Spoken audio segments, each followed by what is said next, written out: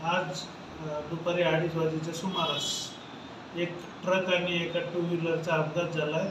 सदर अपघातामध्ये एक दुचाकीस्वार वय अंदाजे 35 वर्ष मयत झाला असून त्याला हॉस्पिटलला नेण्यात आलेलं आहे. सदर ठिकाणी खूप पब्लिक गोळा झाली होती म्हणून सदरील वाहन हलवण्यात आलेलं असून तिथे आता कायदा व सुव्यवस्था प्रश्न निर्माण होणार नाही याच्यासाठी पोलिसांनी तिथे तात्काळ रिस्पॉन्स देऊन सगळ्या लोकांना मॉबला पांगवलेलं आहे. याच्यात अटक वगैरे कोणाला करण्यात आली?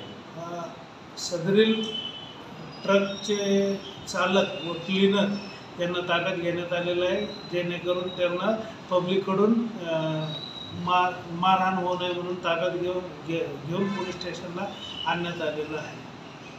मयताचं नाव वगैरे काही कळलं का? मयताचं नाव आणखी कळलेलं नाही, परंतु हिवाळे म्हणून इसम असल्याची प्राथमिक माहिती आहे.